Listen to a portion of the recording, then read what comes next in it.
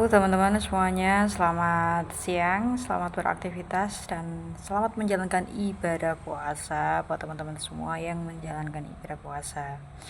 Yang nggak puasa, selamat menikmati hari ini, hari Senin ya.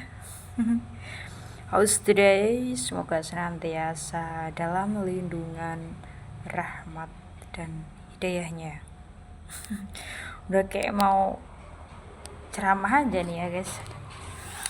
Gimana teman-teman, kabar teman-teman semuanya? Baik semua kan? Nah, di video kali ini aku mau cerita tentang problematik hidup di desa ya. Jadi BTW sebelumnya gini guys, sebelumnya saya nggak ke kampung halaman, di suatu tempat lah pokoknya. Terus di awal puasa kemarin itu pulang ke kampung halaman karena ada something problem yang nggak diduga, nggak mau juga, tapi udah dinikmati. Ini bekas-bekasnya, ada jahitan di tangan, kaki, di wajah juga, giginya gini juga ya gitu. Akhirnya endingnya sampai lebaran, sampai beberapa hari ke depan ya di sini gitu loh, di kampung halaman. Kampung halaman saya tuh daerahnya itu di pedesaan ya. BTW 2 hari yang lalu itu ada angin agak ribut. Ada angin, terus banyak pohon tumbang, dan di beberapa desa kita itu ada ya, karena pohon tumbang terus tiang listrik juga tumbang.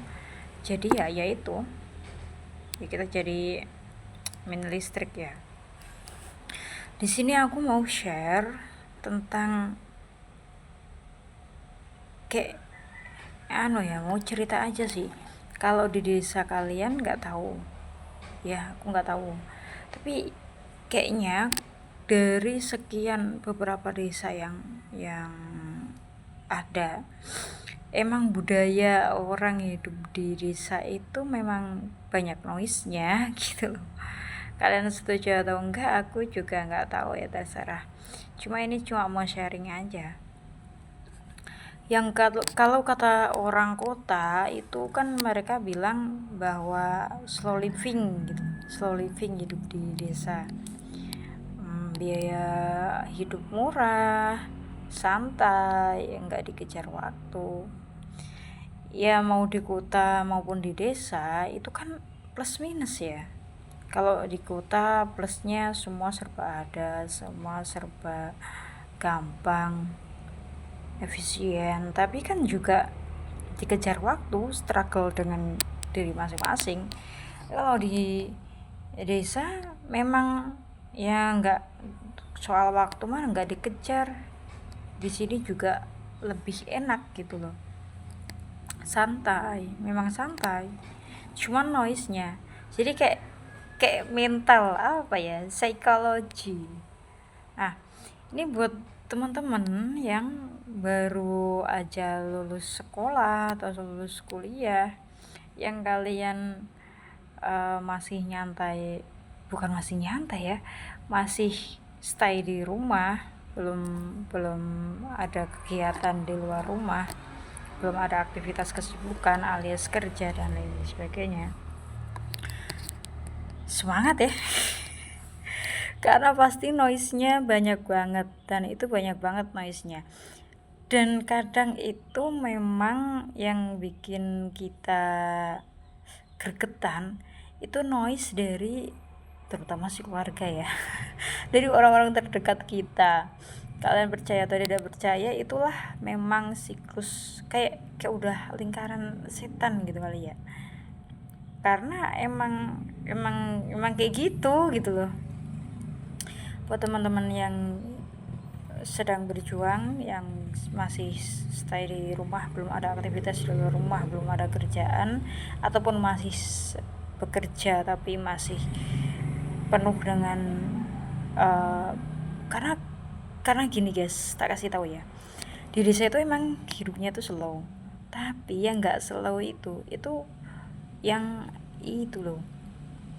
Di desa itu kita dari bikin rumah, bikin pondasi rumah, ada gotong royong. Gotong royong di sini itu bukan gotong royong asas gotong royong ya. Maksudnya gini, setiap gotong royong itu kan butuh uang. Nah, gejolak-gejolak kayak gitu loh. Memang nggak tertulis itu. Adat istiadat yang nggak tertulis, budaya-budaya yang nggak tertulis itu kayak bikin rumah, atap genteng, tetangga lahiran, tetangga ke rumah sakit, tetangga meninggal atau tetangga ngapain gitu, kita tuh harus tetap stay gitu loh, tetap stay. Minimal ya kalau di sini di daerah saya mah 50.000 ya. Itu jumlah paling kecil. Jadi artinya sesetai-setainya kita di desa pun secara finansial itu harus sehat banget. Kenapa ke orang-orang kota itu bilang kalau di desa itu tinggal slow living? Ya bisa, slow living, kehidupan di desa itu slow living bagi yang mereka secara finansial sudah settle, literasi finansialnya juga udah oke, tinggal menikmati hari-harinya. Yo tonggone lahiran ya tile, tonggone bikin apa ya tile, bisa gitu loh. Segala sesuatu aktivitas adat istiadat yang tidak tertulis di desa bisa diikuti, dan gak ada yang menekan soal waktu. Nah itu mengapa kok dibilang slow living. Tapi buat teman-teman yang masih struggle, yang masih gedebuk-gedebuk, jedar-jedarnya kayak gitu kan gak ada di tanggalan ya. Teman kita ngasih undangan nikahan kayak sunatan kayak apa, kayak bikin rumah kayak tanggal lahiran kayak apa, kayak kan gak ada di tanggalan. Sedangkan buat teman-teman yang gajinya masih ada di tanggalan ya semangat gitu. Itulah memang hidup kita di desa. Ekspektasi sosial, terus kegiatan sosial itu yang, jadi kalau untuk soal makan minum mah aman aja. Kalian bayangin 5.000 di sini itu bisa udah kenyang banget. 5-10.000 udah makan minum udah cukup itu, lebih udah cukup. Yang perlu diantisipasi itu gedebuk-gedebuk kegiatan sosialnya. Jadi di video kali ini cuma mau sharing aja. Nanti next videonya buat teman-teman yang mau bertanya gimana sih tentang kehidupan di desa, versi self development, self improvement, bisa langsung aja tanya di kolom komentar atau chat aja, nggak apa-apa. Di video selanjutnya kita akan mengaplikasikan self improvement, self development, self care tentang anak-anak Gen Z, terutama tentang hidup di desa. Gitu ya teman-teman, terima kasih buat waktunya, terima kasih. Jangan lupa untuk selalu bikin hal sesimpel apapun, yang penting mood kita, vibrasi kita tetap dalam posisi on fire, dalam vibrasi tinggi, high vibration, dalam mood yang oke. Gitu ya teman-teman, terima kasih, see you next time.